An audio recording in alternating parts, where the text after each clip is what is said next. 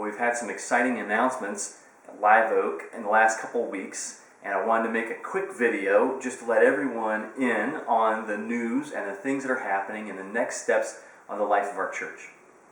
Many of you know by now that we own a piece of land, and we've been spending the last couple months actually praying, God, do you want us to take the next step and build a building on this land?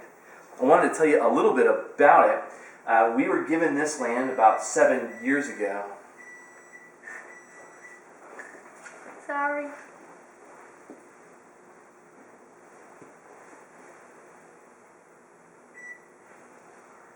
That's all right. Thanks, Bobby.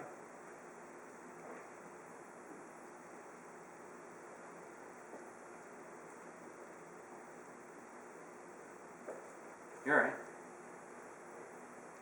All right. Well, we've made some exciting announcements in the last couple of weeks about LiveOak Church, and want to make a quick video so we could send it out to friends and family and people who haven't been there in a couple of weeks, just so you would know the things happening and all the excitement going on. Many of you know by now that we own a piece of land up in Leander. That land was given about 7 years ago by a family named the Masons. What you might not know is that that family actually homesteaded there about 100 years ago. They were one of the original families to the region, and they helped plant the first Presbyterian church in the whole area. It's just really amazing at what God has done, and over 100 years later, that piece of land was set aside for a new church to reach all the new families that are moving in. And there's been so much growth all around. You can see the old trees here, and we're told that right around this area, that first church used to gather for picnics and to just spend time together as families after church. And I can imagine us doing the same thing.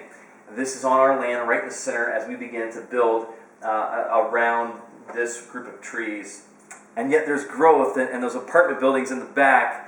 If you've been around our area at all, you know the growth is just incredible. It's phenomenal.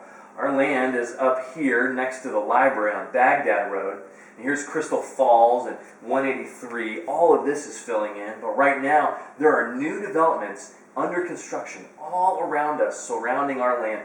Lakeline is coming on through, and Sunny Drive will be the road that our land will be on. Even as we speak, they're finishing up an apartment building next door, and the developer that built that complex actually built the road that opened up the door for us to move forward and take the next steps. Not only did they do that, but they also built, as a gift, not on purpose, but still a gift, we're calling it a miracle, a sidewalk, the full length of our property. It's just an incredible thing as we look at all the different ways that God is blessing us. And we've been saying, well, then what's next? Is it time to build? The land came with a time limit on it. The family has graciously agreed to give us a 2-year extension. That's 24 months. May seem like plenty of time, but actually that's just the right amount of time to put together our financing and to put together the permitting and to get a building built.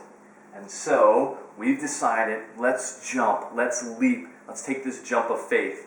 A few weeks ago, we had a service out here on the land, and I told you a little bit about the story of Jesus feeding the 5,000. How when Jesus went to feed the 5,000, first he said, does anyone have anything? And a boy brought one little lunch to him and said, well, here I have this. And we talked about what courage that must have taken for that little boy to give one little lunch, just a little bit. No way would it feed 5,000 people. And the courage it would take for him to bring his little lunch and give it to Jesus. And he did it he must have done it without a whole lot of logic, because it just wouldn't make sense. You can't divide that little lunch 5,000 ways. But Jesus took it and multiplied it. And really, in essence, that's what we're doing as God calls forward in this risky faith step. It feels like a risk because it's so big. And yet at the same time, we know that our God is even bigger. That He's placed us in this strategic place right here in the middle as new families move in all around.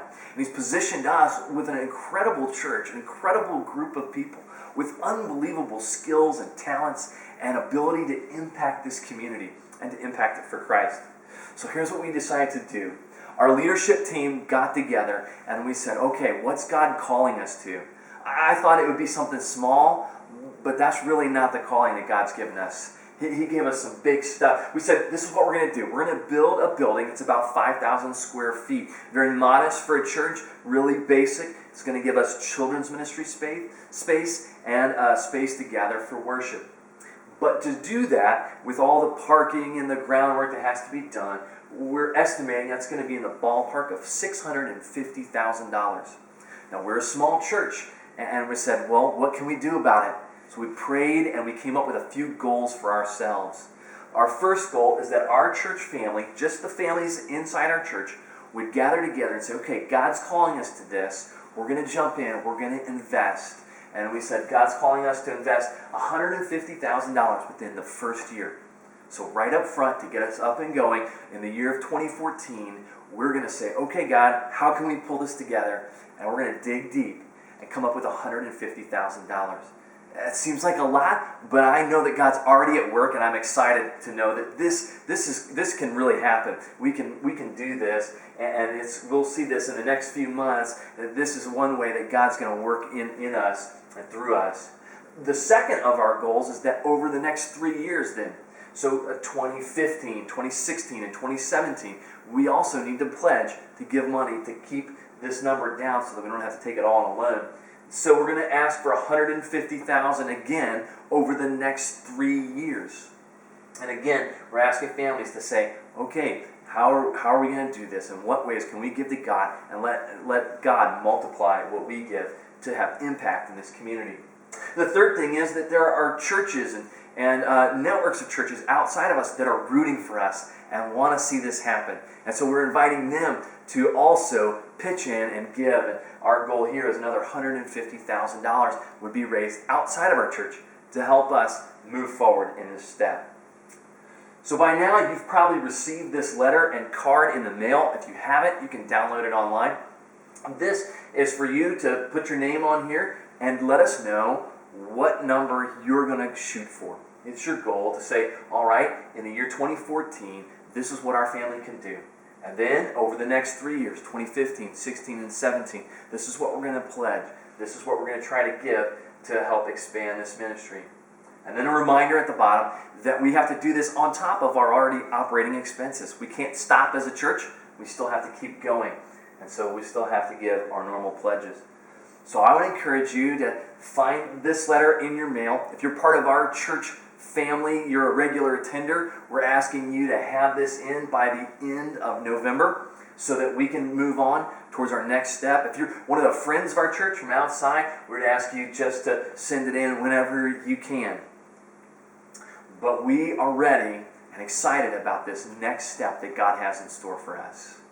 We cannot believe how far God has brought us this far. And we're blown away by the doors that God has opened and seems to continue to open. We know, we're hearing a strong call that God has a place for us in this community, and He wants to use this as a way to expand the ministry that He's doing in our area. So I wanted you to know what's happening. I wanted you to give a chance to be a part. You can check out things online. You can give us a call if you want more information. Love to talk to you all about it.